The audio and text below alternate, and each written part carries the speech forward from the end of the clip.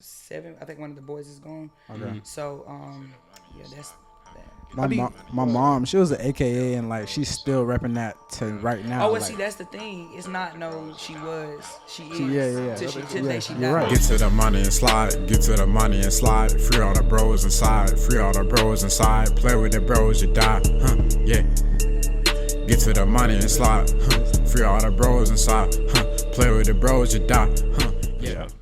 Hey man, say man, it's the Got 15 podcast coming back, man. Volume 2, man. Part who knows.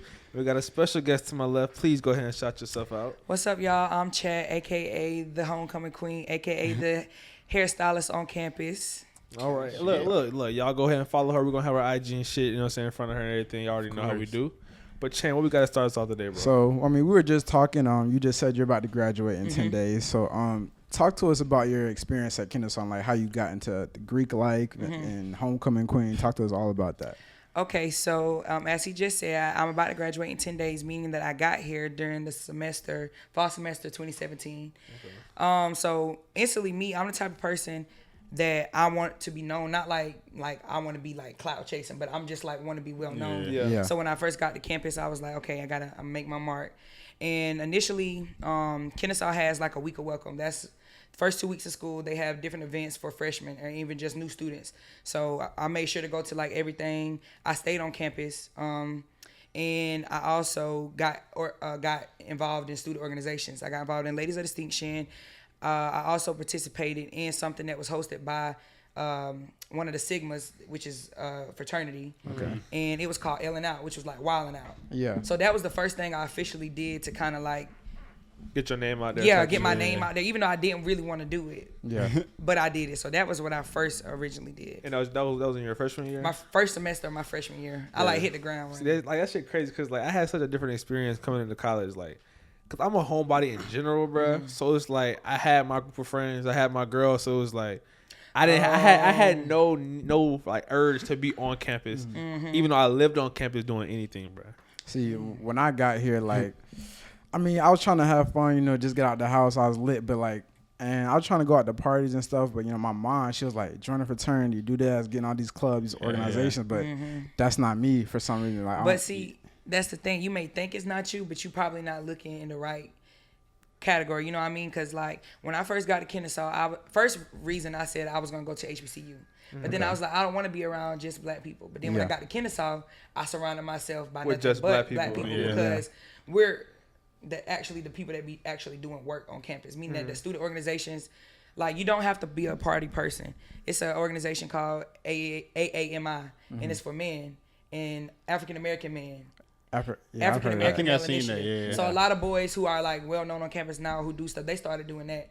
Where you like if you like to do community service and just like chilling, that's a perfect organization. You don't have to just party, but that's just like I don't know, help you get out there, help you want to do more. So what sorority did you join? I joined Sigma Gamma Rho Sorority Incorporated.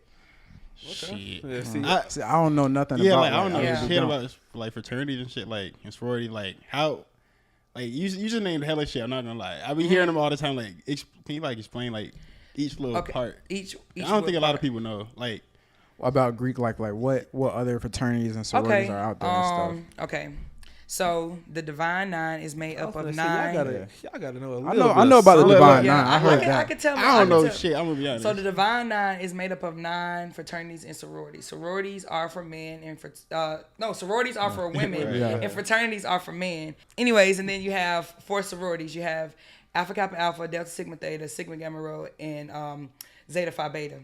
And so the different 9 organizations, they have different meanings. They have different people that represent every different fraternity and sorority, but they started just for black people. Right. That's the whole thing. Yeah. Yeah, that's basically the whole thing. But that's basically the Divine Nine. We only have 8 at Kennesaw, but now present, I think we only have 7. I think one of the boys is gone. Okay. So yeah, that's that. My mom, she was an AKA, and like she's still repping that to right now. Oh, well, like, see, that's the thing. It's not no, she is. Yeah. Till the day she You're died. right. You're right. It's on Because her car. like that's the difference between like our fraternities and sororities, and then the white fraternities and sororities. Once college ends, it's over for them. Well, it's not over. They can join grad chapter, but after college, it's just like a social group to them. Yeah. And for us, it's like literally a brotherhood, sisterhood. Like even when you graduate, you can still call up people. You can still do stuff. All right.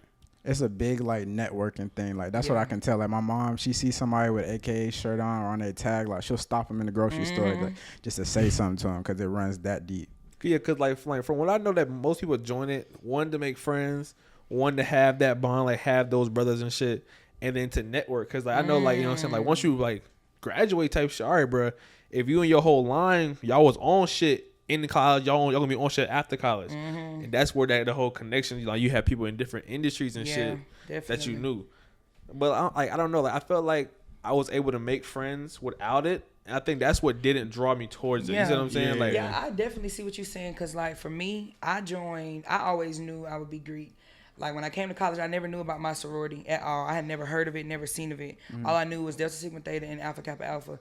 So when I came to school, obviously that's what I was looking for because that's what I knew. But my sorority caught my eye because on this campus, they were very active.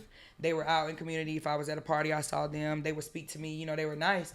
And so that's how I was automatically drawn to them. But I didn't join to be social. I was already had Greek friends before. I already had regular friends before. I was already known before. I joined for like the business aspect of it. That's what I'm saying. And that marketing part. Yeah. And so that's why I wouldn't say just because you're social, not think about it, because it's definitely helped me. Like I got an internship last semester from somebody that was in my sorority, and the only not say the only reason why I got it, but primarily the reason why I got it was because we were in the same sorority, and I was like messaging her, and this person, she done work with Def Jam. She's like out here doing events with big time people, and it's like I'm in her presence, but the only reason I get this opportunity is because you was a part of that shit, and like, cause like, and I think like when it goes back to like the roots of that shit. It's a good thing. You know what I'm saying? Like I do think it's not necessary for everybody. Yes, but it's like all right, like the people who you get in it and you're doing what it's meant to like to be used for. It's like you really can get a lot out of it. But like, do you think it's different operating on a PWI instead of at a HBCU?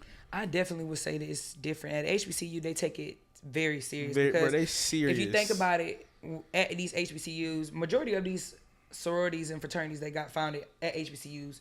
So if you go to a historically black college or university, these are the people who are presidents of the organization, the people who are doing community service. Like Martin Luther King was an alpha, so that lets you show like he's somebody that's in this community, and you want to be like him. So it's hard. It's gonna be very hard because they take it serious. So at HBCU, everybody's gonna know if you're joining because they know. They just know. And they take it very serious. Like if you join an HBCU, people basically they just respect you because it's like you you join at HBCU. You like so I went to Albany my first my first 2 semesters of college, and it's serious. Like after you join, it's like an instant level of clout. It is. It's automatic. Like automatically attached to your oh shit. Okay, like you can really go from I'm just a regular nigga. Nobody knows who I am. Yeah. Oh, okay, we seen you.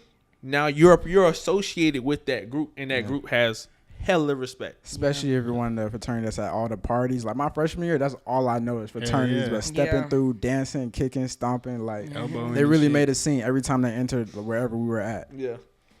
And I know my mom, she went to Alabama State, which is at HBCU, and that's when she became an AKA. And she was telling me like all the sororities and fraternities, they got their signs and stuff.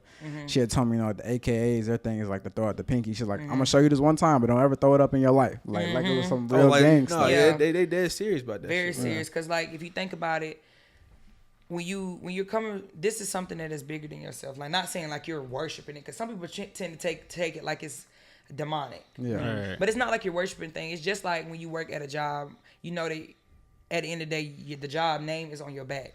So that's how you carry this. Like when I walk into a room, I gotta act like a Sigma woman because people may know me as a Sigma woman. Or like if I go to a party and let's say I have on my SG Row t-shirt and I'm out drinking, that's a bad look. So that's why one thing we don't do, if we're out in public and we're drinking, consuming alcohol, or partying, we will not wear letters. Females will not wear letters. The males is different because we have to carry ourselves with like respect. Cause like you're a role model. You're and attached to that brand. Even if you think that people are not watching you, people are watching you. For sure. Somebody's always watching. Always watching you. I agree. So have y'all seen the movie? It was on Netflix called Burning Sands. Yeah. I watched that and I seen they had like hazing going on. I know that's like a big thing that's talked about and frowned upon. Like, were you not worried about that when you joined? To Or is be that honest, more like a male thing? no. Well, National Panhellenic Council is non-hazing, so I don't that? know. Non-hazing means they are non-hazing fraternities and sororities. They don't do that. All of them. But I'm not saying that. I'm saying like at least you want to work for it. You know what I mean? I wasn't really worried about that because I didn't know about that before. Like I said, I didn't really know much about Greek life. I just knew of it. But for me, I just knew that I wanted to work hard for whatever I was trying to obtain instead of just like somebody just giving me stuff. Yeah, it makes sense. Like if you really want to do it, you're gonna do whatever it takes to do what you got to Yeah. do. That makes sense. What was I finna say? Damn, I done forgot. I would just say like I want to know what would be your biggest like your go-to pitch for somebody that is coming to KSU, young black man, young black woman like us. What's your line that you give them to try and recruit them to your sorority? So, let me see. Okay. So 9 times out of 10, I won't go out of my way to recruit because I already know that my sorority is under underrated. Okay. All right. Meaning that when girls come onto campus, they're not automatically looking for Sigma Gamma Rho or Zeta Phi Beta. They're looking for Alpha Kappa Alpha and Delta Sigma Theta. Y'all low key right now. So the thing is, when they see me and my people in my chapter interact with each other, when we out at events being our genuine self, not being mean, not being snobby, not being all of the stereotypes that women in these sororities get, people are automatically drawn to it. If I'm talking to somebody and I'm trying to tell them, I brag about what we've done. Yeah, we were chapter of the year. Yeah, we had over 100 community service hours. Yeah, we volunteer every Saturday cleaning up a mile that we work for to get. Yeah, we have one of our members is an SGA president. We have national NAACP president. You get what I'm saying? Yeah. I can show you everything that can make we got the list. You know what I'm saying? That can make you want to join. If not, if you want to find out more information, you can go on YouTube. My probate. A probate is a new members presentation that you do when you first become a member of your organization, and you basically showcase all the things that you've learned. We have 3 videos posted on YouTube, so you can also go on there and look, follow our Instagram page. All of that sort of stuff. Okay. Right, good. So is it ever too late to join, or like you had to do it freshman year or something like that? No, it's really. I did it my freshman year. That's very unheard of. If you go to HBCU, most people don't join until they're junior, senior. Yeah. Okay. It's because people really go for a long time. Everybody, especially HBCUs, most sororities and fraternities, they probably do every 2 years. They come out with line. But for us, because our chapter is smaller, we have to build up. So we come out with a line every year. Not saying that it may happen. Girls just have to be on their toes, which they do. Yeah. And also coming to Kennesaw, before you join any Greek fraternity or sorority, you have to attend convocation. Okay. Which is basically a run through of everything. You go to every sorority. If you're a boy, you go to all the fraternities room. If you're a girl, you go to all the sororities room, and you just basically learn about each one. That's how a lot of people choose. If they've never heard about Greek life, that's how they get their information. Besides going to like parties and stuff, they go to that. Okay, so like, wait, is that like at the beginning of the year? Yeah, at the beginning of every semester. One in August and one in January. Okay, all right. And y'all also have like dues y'all have to pay too, right? Yeah. So when you first join a sorority, you have a very big lump sum. Which is basically like it's a starter fee, and then like every year you have a dues to pay, which are not as much as your original first payment, but it's just still very, not to say very expensive, but it can be pricey, to be paying every year. All right. We appreciate it. With that being said, man, it's been a Got 15 podcast, so we out, man. Peace. Get to the money and slide, get to the money and slide. Free all the bros inside, free all the bros inside. Play with the bros, you die, yeah. Get to the money and slide, free all the bros inside, play with the bros, you die,